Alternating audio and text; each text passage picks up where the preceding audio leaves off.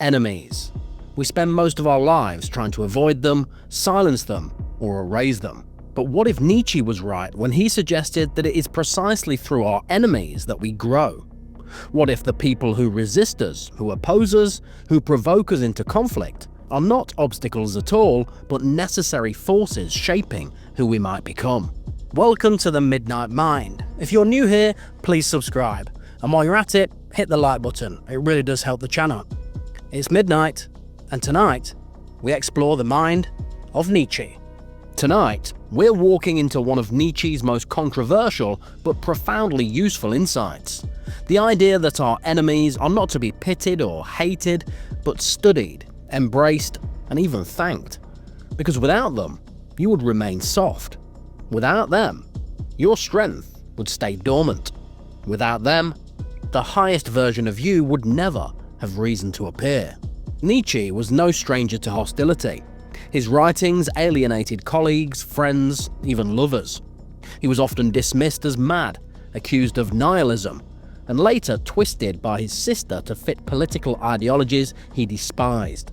Yet within the storm of opposition, Nietzsche sharpened his thought. He understood something we resist admitting. A human being only becomes strong through resistance. The body grows through pressure, the mind grows through contradiction, and the soul grows through suffering. When Nietzsche said, "That which does not kill me makes me stronger," he wasn't giving us a motivational poster line. He was diagnosing reality. It is the enemy, not the ally, that reveals what we're made of. The ally agrees with you. The enemy challenges you. An ally makes you comfortable. An enemy forces you into the unfamiliar. An ally reassures your self-image. An enemy shatters it and demands you rebuild. Consider this. Your enemies see aspects of you that your friends will never mention. A rival at work will notice your weaknesses before you do.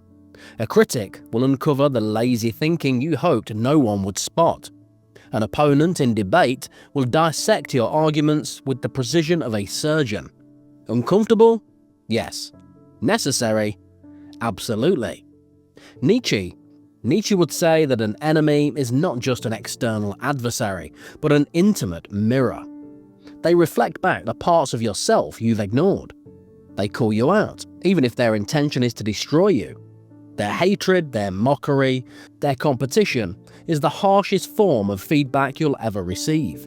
The Stoics of Rome, think Marcus Aurelius and Seneca, echoed this same truth. They reminded themselves daily that they would encounter difficult, selfish, aggressive people, and that these encounters weren't interruptions to life, but the training ground of life itself. Nietzsche extends this idea. The sharper the enemy, the sharper your own blade must become. History proves this lesson again and again. Take Alexander the Great. Without enemies like the Persian Empire, rival generals, rebels rising in conquered lands, he would have remained another ambitious prince. It was only in struggle against worthy opponents that he grew into a conqueror whose name still echoes centuries later. Or look at Nelson Mandela. His greatness was not forged during peaceful times, but under the weight of an oppressive system and decades of imprisonment. Apartheid was his enemy, yet it became his teacher. From it, he learned patience, strategy, resilience. His enemies taught him what freedom actually meant. Nietzsche himself, battling illness, solitude, and rejection, produced works like Thus Spoke Zarathustra and Beyond Good and Evil, books written with the urgency of a man fighting for his ideas against a world that wanted him silenced. His suffering was not separate from his philosophy. It was the soil from which it grew. Pause for a moment. Who are your enemies? They might not be obvious villains. They might not even know they're your enemy. But you know them. The competitor at work who always seems 2 steps ahead. The critic who dismisses your art. The person who whispers your failures behind your back. You probably feel the instinct to avoid them, to despise them, or to prove them wrong in silence. Nietzsche invites you to do something harder. Thank them. Thank them because they expose your limits. Thank them because they keep you awake. Thank them because they force you to evolve. Without them, you might have stayed asleep. But this gratitude isn't sentimental. It isn't about hugging your enemy or forgiving them prematurely. It's about recognizing that every ounce of friction is shaping you. Nietzsche believed we are not fixed beings but works of progress, unfinished sculptures. Your enemies are the hammer and chisel. Of course, this is not easy. To see your enemies as teachers requires strength of vision. It requires the discipline to pause when attacked, to ask, what is this showing me about myself? Most people respond with blind anger, with defensive pride. But if you respond with awareness, the very thing designed to break you becomes the very thing that builds you. Imagine two paths. One, you meet your enemy and shrink. You hide. You curse them. You play the victim. The other, you meet your enemy and grow. You sharpen your skills. You harden your resolve. You demand more of yourself. Which path do you want to take? Nietzsche makes the answer clear. Life is war, and your enemies are your greatest instructors. Hold this in your mind. You do not grow because of the easy, the soft, the agreeable. You grow because of the hard, the sharp, the hostile. In the theatre of life, your enemies are the fiercest directors. They push you into roles that you would never choose, but that you must play if you want to rise. Nietzsche saw life as conflict, not in the sense of endless violence or chaos, but as a field of tension where forces collide. And through that collision, new strength, new possibilities, new forms of life emerge. To live without opposition, he believed, was to live half dead. He wrote of the will to power, the fundamental drive within all beings. For Nietzsche, this wasn't simply a thirst for dominance over others. It was a deeper, more primal energy, the drive to overcome, to expand, to rise beyond limitations.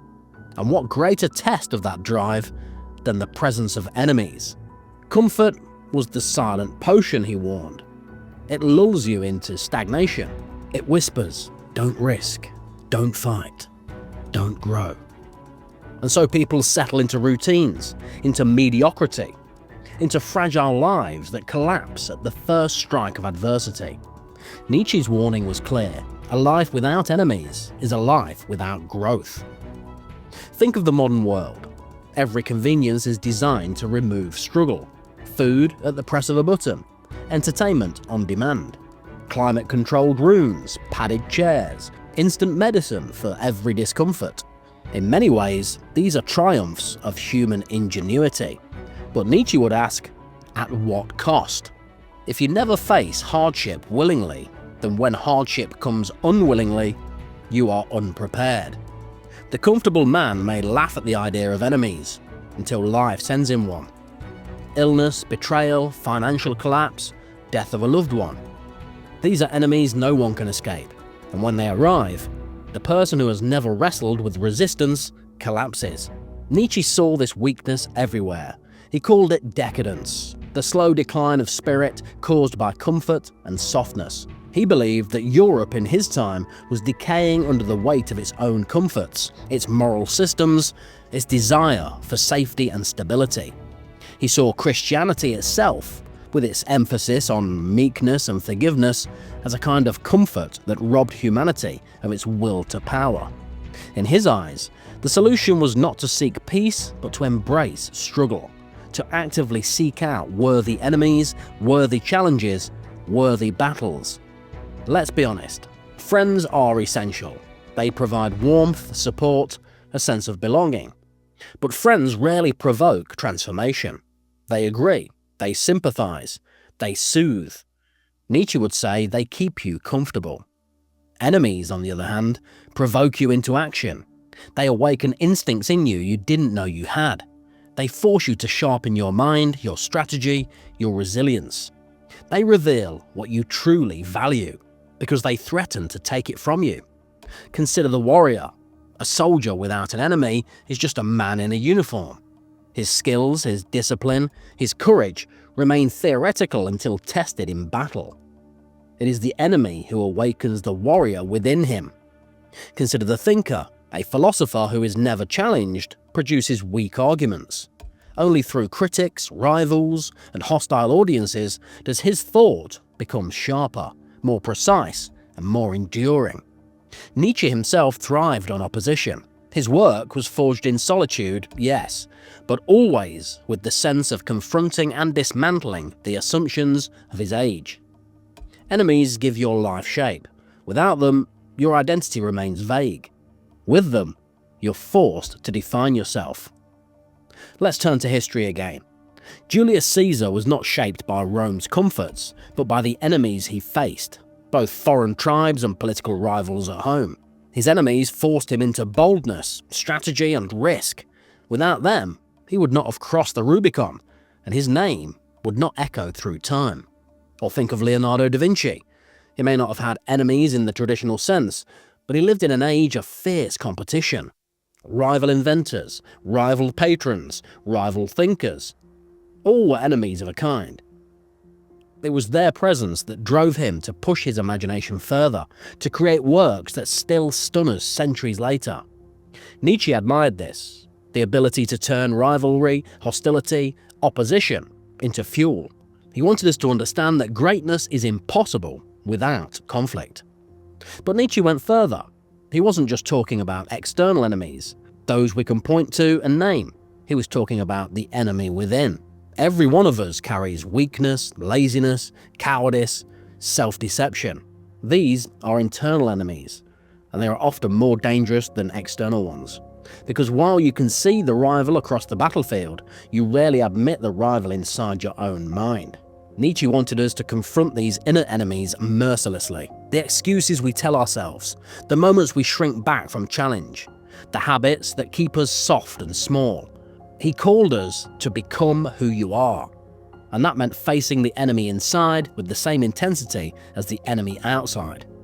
When you combine both, the external opponent and the internal weakness, you find the real battlefield.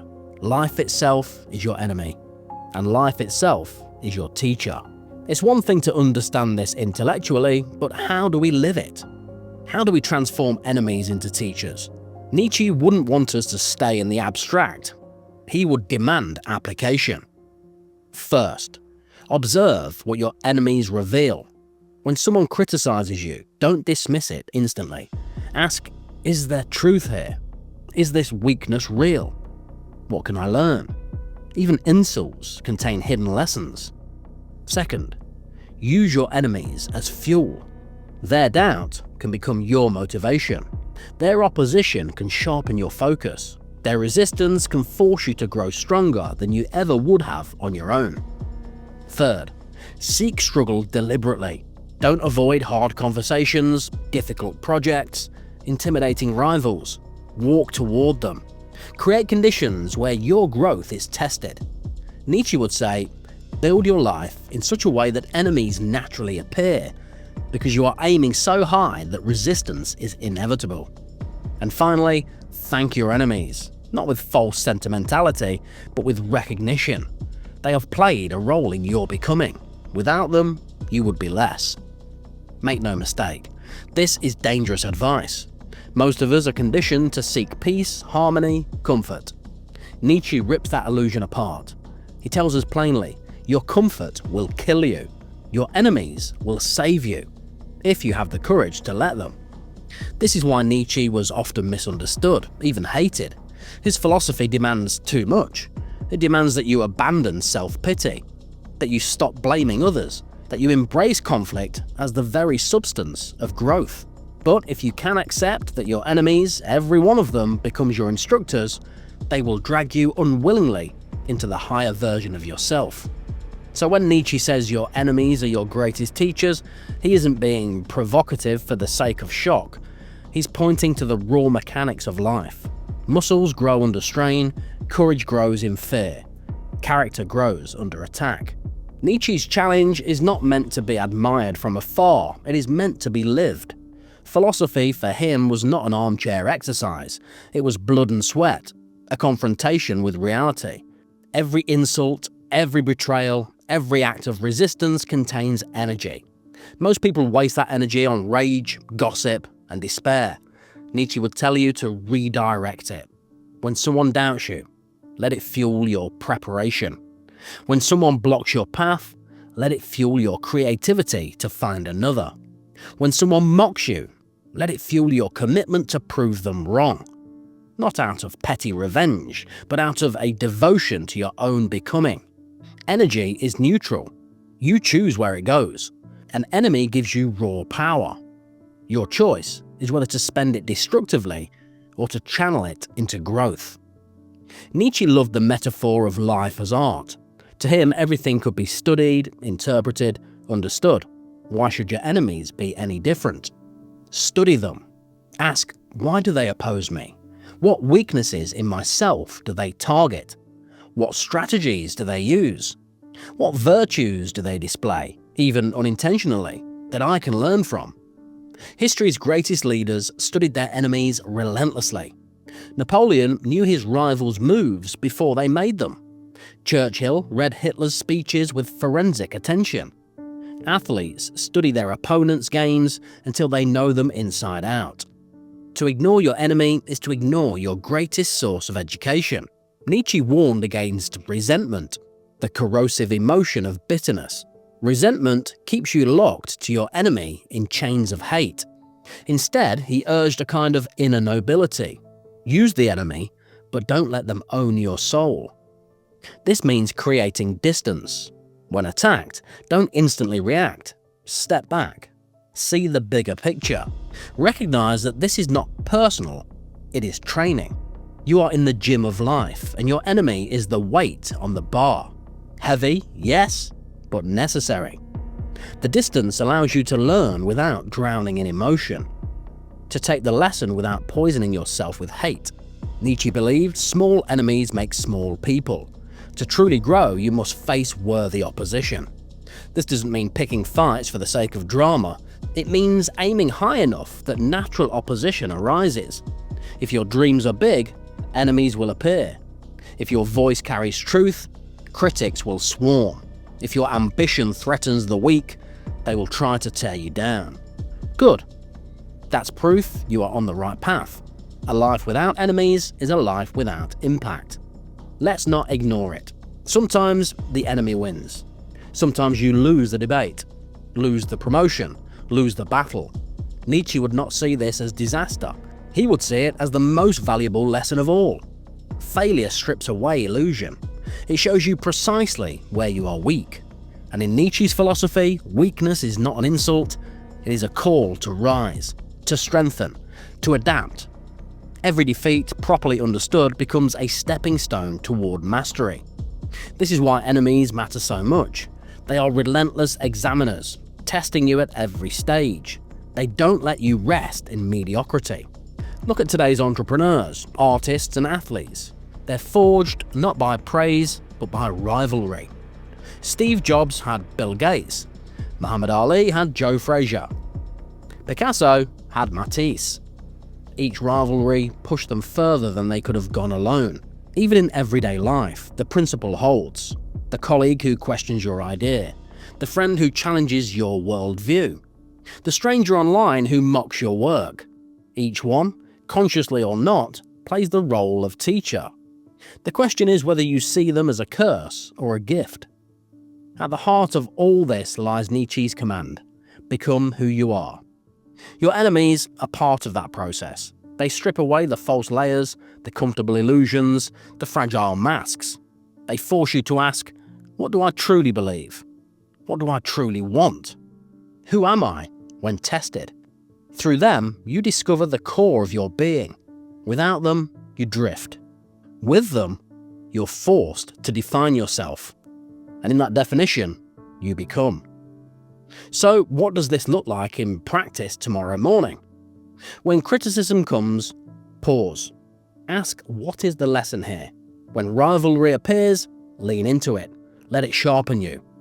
When failure strikes, examine it coldly. Find the weak spot. Strengthen it. When you feel resentment boiling, remember the enemy is not your jailer. They are your trainer. This is not easy. It demands courage, humility, and relentless honesty. But it is the path Nietzsche offers. At the end of this reflection, it may seem strange, but Nietzsche leaves us with gratitude. Gratitude not for the easy moments, not for the friends who agree, but for the enemies who make us real. Gratitude because without them, you would remain unfinished. Gratitude because every scar is a lesson, every rival a teacher, every critic a guide. Nietzsche's life was marked by solitude, sickness, betrayal, but he mined all of it for wisdom. His enemies did not destroy him. They revealed him. And if you accept his challenge, they will reveal you too. If you've enjoyed this video, please hit the like button for me. I really would appreciate it. And if you have any thoughts on today's episode, I'd love to hear them. Leave me a message down in the comments. If you want to see more videos like this, please subscribe to the channel. Thanks for watching, and I'll see you guys next time.